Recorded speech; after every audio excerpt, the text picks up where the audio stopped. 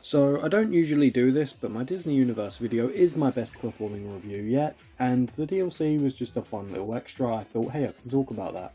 I should mention that the DLC for Disney Universe is not hard to access per se, but the only places you can buy it is in the Xbox One store or the PS3 store. To those unaware, the PS3 store is also shutting down soon. Oh, also the DLC never released on Steam for some reason. I should also mention that the Ultimate Edition of Disney Universe is only £10, while the Standard Edition is $8.99. On the PS3 at least, I'm not sure about the Xbox One. There's also PS3 profile pictures, cool, but is this DLC worthwhile? To find out, let's dive deep into the controller and play Disney Universe's DLC. The most notable costume set here is definitely the Jungle Book pack, as it's a classic single Disney IP. The issue is though, in my opinion, this feels like a waste, and no, I'm not just saying that because I didn't like the movie, but Baloo's already in the game. Because of this, I think they should have went with a Disney IP that just wasn't in the game yet, like how the hell was Wreck-It Ralph never in this game? The game's literally about going inside a video game world. Another issue is also just that most, not all, but most of the designs in the Jungle Book are extremely generic and uninteresting. The next pack is the Disney Villains pack, honestly a great theme, and I think the character choices were absolutely fantastic here. There is also bonus set costumes, which it does sound cool, but the issue is just so many of these, I shit you not, are characters from IP already in the game, so of course so many of these slots are wasted. Captain Hook, I mean, he is cool, but he should have been in the Peter Pan pack instead. I should also mention real quick, in total, thanks to all the DLC here, instead of having one Peter Pan character we now have 8. Also, why is Peter Pan here and not in his own DLC? I think the worst out of these slots has to be either Peter Pan or Prince Ali. I mean, Aladdin's already in the main game and it's a repeat of a character already in the game. Like, at least with like Zazu, it's not a costume that's already in the base game. It's, you know, it's a different character at least. I feel like the only character that could get away with that is Sorcerer's Apprentice Mickey. I also think the Mickey Mouse representation has gone too far now. I mean, I get Daisy Duck, as then, like, that way you have all 5 of the main characters, but why is Pluto here? Like, it's not just a waste, it's also just such a lame pick. Like, who really cares about Pluto that much? Hercules, though, perfect sense. He fits so well. He was also a pre-order bonus, so that's a cool touch. The last costume pack here is the Muppets.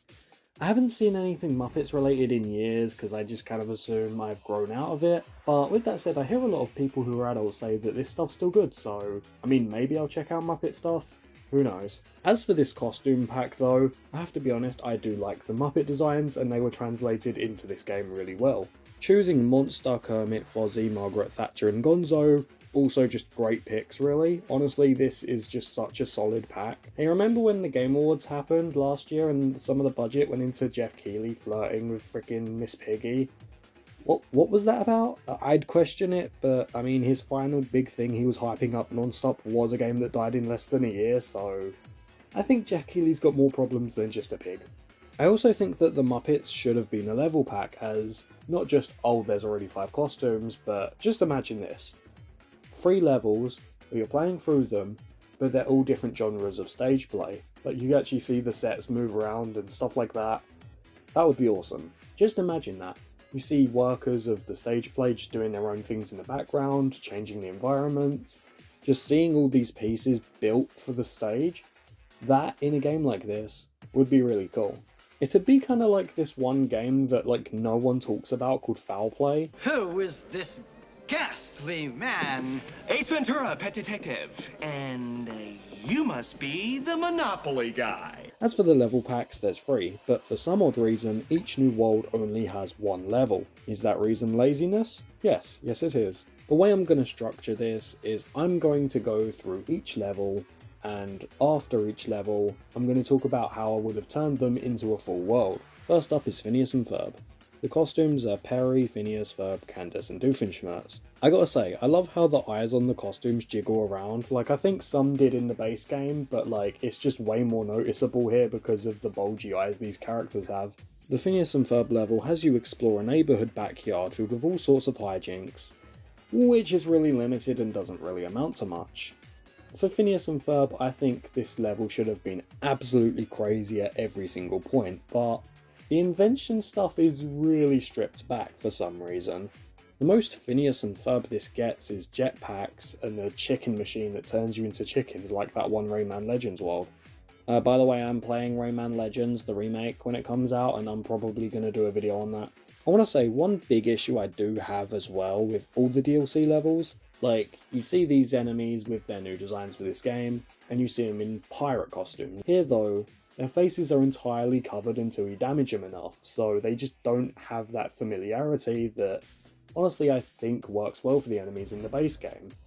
Like, they're the same enemies, but in different costumes related to their worlds. It is funny seeing the brute class as norm though. The second section of this level is really clever. You see, it's another backyard area, but it's also a construction site. That fits Phineas and Ferb well. It's also just used the chicken machine really well, because in the first one it's only used for collectibles. Here you have to solve puzzles with it. As for the final section, it's an okay battle against the Doofenshmirtz blimp. There's just not much to really talk about, and the fight itself is kinda just okay.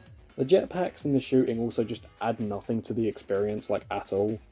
I find it funny though how you have to fight Doof to save Doof on the second playthrough of this level. I think for a full world, first of all, more wackiness, more craziness, more Phineas and Ferb energy, but on top of that, level 1, this backyard level, but just add the insanity in. Level 2 could be Alka, that would be really cool because we don't really see that much in the show. But then the third level, you storm Doofenshmirtz Evil Incorporated. Like, you start on the lower floor, and then when you get to the top of the tower, as the final section, you have an epic boss fight where Doof and Perry usually fight. Overall, this was one of, if not the weakest level in the entire game. I should mention here, I'm not playing each level twice just to show the last costume, and Phineas and Ferb I only beat twice because I played it once before recording. As for the Nightmare Before Christmas world, the first section really hits hard and really hits the theme and vibe of this world perfectly.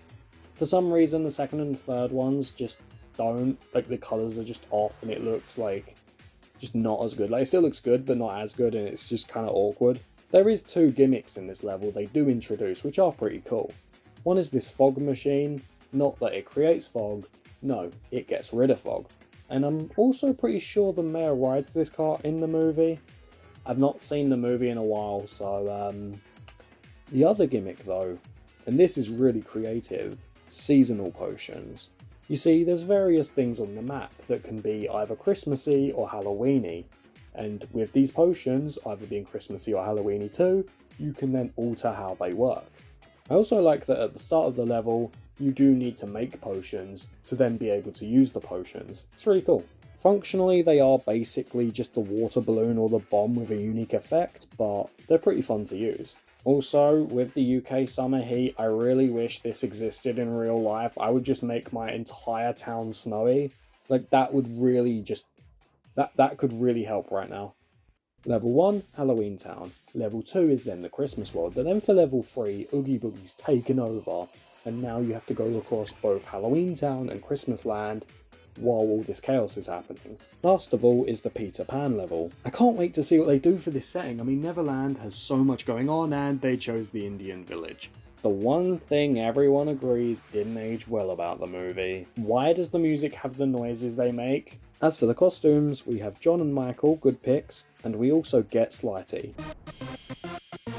As for the unlocks, there's Wendy and Mr. Smee. Lame pick? Lame pick, yeah. Just a lame pick. Like, he's not a bad character or anything, but like, I don't know, I mean, Peter Pan and Hook should have been in this DLC pack, but seeing as they weren't, like, I don't know, couldn't you get, like, the skunk Lost Boy? I mean, I like his costume. Like, I would have used that. As for the level itself, it's pretty great, honestly. Like, I am really surprised that this is the best one. The colours just look really nice, really pleasant, the set pieces are great. I love these unique totems you need to defeat in different ways, with like each level of the totem having one of different possibilities on how you fight them. Like, that is really fun and awesome. There's also these Tinkerbell animatronics where once you give them pixie dust, you can then fly off of them. Like, that's cool. But, man, I mean, the great visuals and the gameplay aside a second, and just some solid puzzles, the final section is really cool. The final section is just so awesome. You're on a raft going down a stream and you have to dodge things to survive. We then get a really honestly great fight against the crocodile.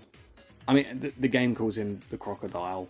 I'm pretty sure his name was TikTok. I might be wrong, but that's a weird omission. Like, to not have his name there. This might honestly be my favourite boss fight in the entire game too, so mad props to this level, it's really great. If we were to make a whole new world out of this, the first level should start in London, by the third section reach only the first taste of Neverland. This should be the second level, and as for the third, imagine this. It's set on the Jolly Roger, but to make it different from the pirate ship level in the Pirates of the Caribbean world, there's magic everywhere. There's all sorts of new magic mechanics that you have to work your way around to then fight Hook. If it wasn't for the Peter Pan level, this DLC really would just only be good enough, I guess, with a lot of problems. Because, like, the DLC's all good, but so many wasted slots here. And man, to go back to it again, why the hell was there so many costumes of IP already in the game? So much wasted slots and time and money. Why? Overall it is good, and if you're a big Disney Universe fan, I do recommend picking up a controller and playing the Disney Universe DLC. I just wish it was a lot better, because this game does mean a lot to me. I also just think there was a lot of potential to really make something special. With all the shit that Disney Infinity got, this game deserved so much better. To keep it positive though, even when the PS3 store is gone, we still luckily have the Xbox store to then still be able to buy this game and the DLC. So if you want to play it, you still can for a long time. Oh, I'm gonna stop now. It's too freaking warm. It's like almost 11 at night for me, and it's still really goddamn warm.